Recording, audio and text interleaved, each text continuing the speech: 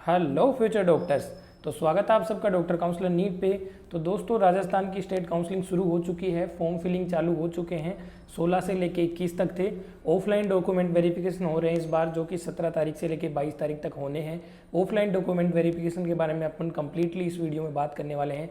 सारी चीज़ें मैं आपको बताने वाला हूँ, कहाँ जाना है, क्या करना है, क्या क्या आपको लेके जाना है, सारा मैं आपको बताने वाला हूँ। तो वीडियो आपको एंड तक देखना है, हमारा चैनल सब्सक्राइब करना है, बेल आइकन प्रेस करना है, ताकि ऐसे इन्फॉर्मेटिव वीडियोज़ आपको मिलते रहें। स्क्रीन पे दिए हुए नंबर पर कॉन्टैक्ट करके आप हमसे पेड काउंसलिंग भी अवेल कर सकते हैं। आपको स्क्रीन पे दिए हुए सारे फीचर्स हमारे मिल जाएंगे। स्क्रीन पे दिए हुए नंबर पे आप कॉन्टैक्ट करिए और हमारी पेड काउंसलिंग प्रोग्राम में एनरोल करवाइए। ओनली व्हाट्सअप मैसेज करिएगा, क्योंकि हाई लोड के कारण हम कॉल उठा नहीं रहे हैं अभी, इसलिए आप व्हाट्सअप पे मैसेज करिएगा और लिख दीजिएगा कि पेड काउंसलिंग चाहिए, तो आपको पेड काउंसलिंग में एनरोल कर लेंगे हम। तो चलिए वीडियो शुरू करते हैं। तो सबसे पहले देखो, आपको राजस्थान की वेबसाइट है, उस पर जाके application form part 1 and application form part 2 दोनों कंप्लीट कर लेने हैं। प्रोसेस है, उसका वीडियो भी आ जाएगा डिटेल में कि क्या क्या आपको कैसे कैसे फिल करना है।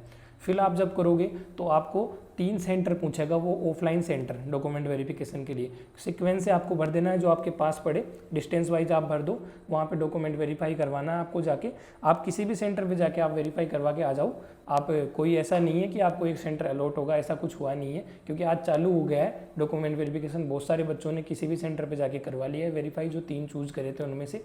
तो आपको वेरिफिकेशन जाके करवा लेना है। वेरिफिकेशन करवाओगे तो आपको फिर वो स्टेटस आ जाएगा उस पर कि वेरिफिकेशन हो गया आपका कंप्लीटली सारे डॉक्यूमेंट्स का। तो इसके अंदर आपको क्या क्या लेके जाना है और क्या करना है वो मैं आपको बताऊंगा।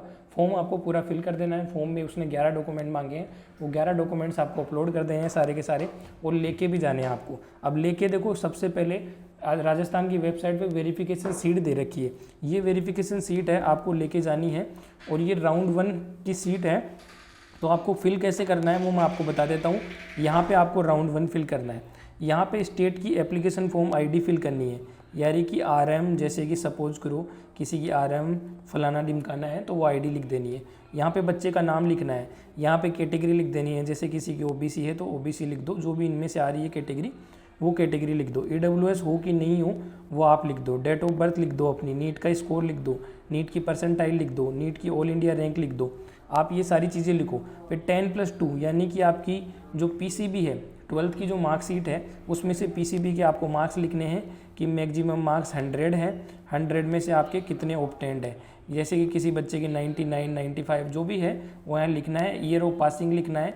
ईयर ऑफ पासिंग सेम आएगा, क्योंकि फिजिक्स केमिस्ट्री बायोलॉजी में सेम ही होना है।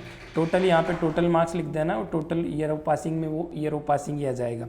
Percentage in 10+2 in science subject ये लिखना है। साइंस सब्जेक्ट यानी कि वो ये पीसीबी वाला टोटल, उसमें लिख दो आप सारा पीसीबी का जो एग्रीगेट है वो लिख दो। पास्ड इन इंग्लिश यस और नो वो लिख दो आप, यहाँ पे यस लिख दो, आप पास हो तो इंग्लिश में। एज ऑन 31/12/2024 कितने साल के, कितने मंथ के, कितने दिन के हो, वो अपनी एज कैलकुलेट करके लिख दो। अदर एलिजिबिलिटी क्राइटेरिया, जैसे कि मैंने पिछले वीडियो में बताया था, 1 से लेकर 11 तक के हैं other eligibility criteria. Mostly candidate 1 या 2 में फॉल करते हैं, जो 10 साल से या 10 से ज़्यादा साल से हमेशा से राजस्थान में रह रहे हैं और उन्होंने स्टडी यहीं से करी है पिछले 5 साल में एटलीस्ट, तो वो एलिजिबिलिटी क्राइटेरिया 1 में आते हैं। ऐसे बच्चे जो है राजस्थान के, राजस्थान में रह रहे हैं, लेकिन उन्होंने अपनी जो पढ़ाई है वो किसी दूसरे स्टेट से करी है, तो वो एलिजिबिलिटी क्राइटेरिया 2nd में आता है। मोस्टली बच्चे इन दोनों में आ जाते हैं। बाकी आप पुराना वीडियो देख सकते हैं, अभी इससे जो पीछे वीडियो अपलोड हुआ था वो आप देख सकते हैं, उसमें हमने बता रखा है पूरा। तो एलिजिबिलिटी क्राइटेरिया आप देख लेना, और जो डॉक्यूमेंट्स हैं एलिजिबिलिटी क्राइटेरिया से रिलेटेड वो हमने अपलोड कर रखे हैं हमारे टेलीग्राम चैनल पे, वहाँ जाके आप देख लीजिएगा एलिजिबिलिटी क्राइटेरिया कौन कौन से में आप फॉल करते हो। वहाँ पर लिखना है एलिजिबिलिटी क्राइटेरिया 1 है तो आपका 1 है, यहाँ पे लिखना है। सिग्नेचर अपन को यहाँ करने हैं, डेट यहाँ पे डालनी है। सिग्नेचर वेरीफायर एंड डेट, यहाँ पे वेरीफाई जो करेगा ना वो डेट डालनी है। तो अपन को नहीं करना ही, ये तो वो करेंगे जो डॉक्यूमेंट वेरिफिकेशन के लिए जाओगे ना आप, तो वो करेंगे ही। फिर नेक्स्ट जो ये पन्ना है ये चेकलिस्ट है। चेकलिस्ट है, राउंड 1 की है, राउंड 1 डाल देना है।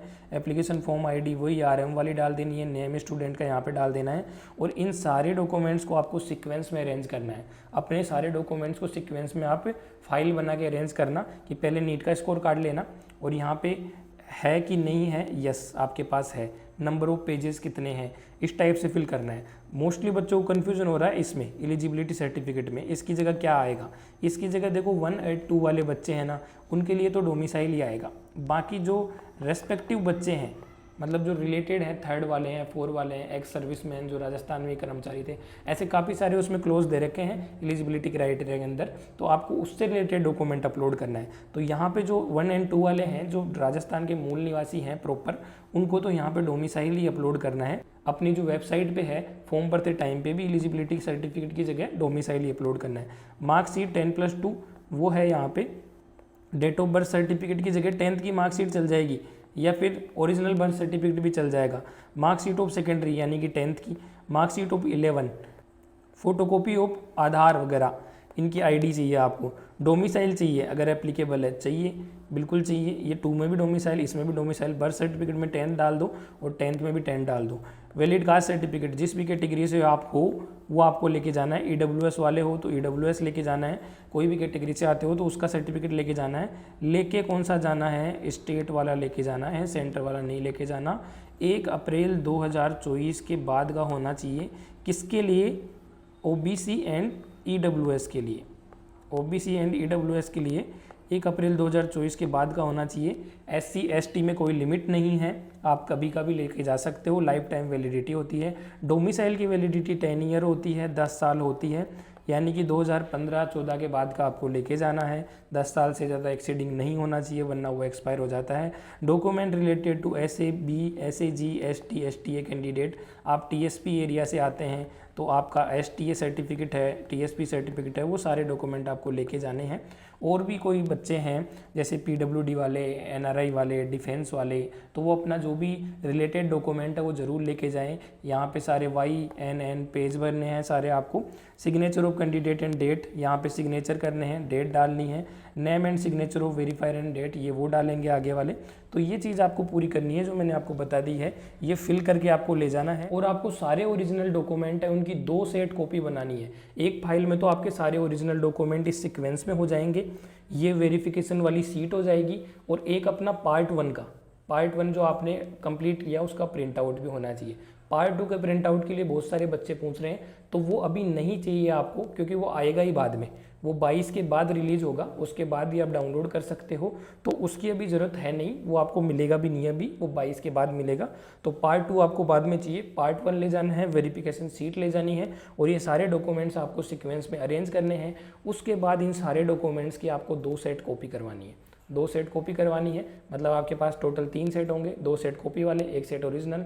कॉपी वाले सेट पे सेल्फ अटेस्टेड करना है, यानी कि आपको खुद के सिग्नेचर करने हैं हर एक पेज पे आपको सेल्फ अटेस्टेड करना है। ये सारे डॉक्यूमेंट आपको लेके किसी भी नज़दीकी वेरिफिकेशन सेंटर पे पहुंच जाना है।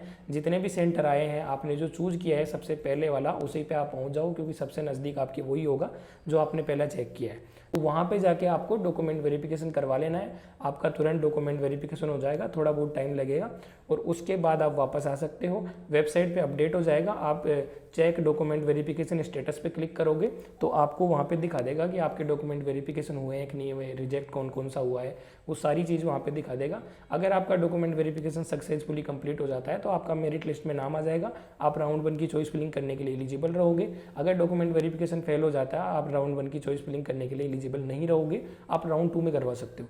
बहुत सारे बच्चे हैं वो कंफ्यूज हो रहे हैं कि सर क्या डॉक्यूमेंट वेरिफिकेशन एक ही बार होगा? नहीं, राउंड 2 में भी होगा, राउंड 3 में भी होगा, 4 में भी होगा, लेकिन उन्हीं बच्चों का होगा जिनका हुआ नहीं है। राउंड 1 में जिनका कंप्लीट हो गया, सक्सेसफुल हो गया, उनको आगे करवाने की जरूरत नहीं है, इसलिए ये डॉक्यूमेंट वेरिफिकेशन एक बार होगा। राउंड 2 में जो बच्चे फ्रेशली एंटर करेंगे उनको राउंड 2 में डॉक्यूमेंट वेरिफिकेशन की फैसिलिटी मिलेगी। राउंड 3 में एंटर करेंगे उनको राउंड 3 में मिलेगी। तो ये चीज़ मैंने आपको पूरी समझा दी है। अगर आपका कोई डाउट हो तो कमेंट बॉक्स में पूछिए या फिर व्हाट्सअप करिए इन स्क्रीन पर दिए हुए नंबर पर। तो ये था आज के इस वीडियो में, मिलते हैं नेक्स्ट वीडियो में, तब तक के लिए जय हिंद।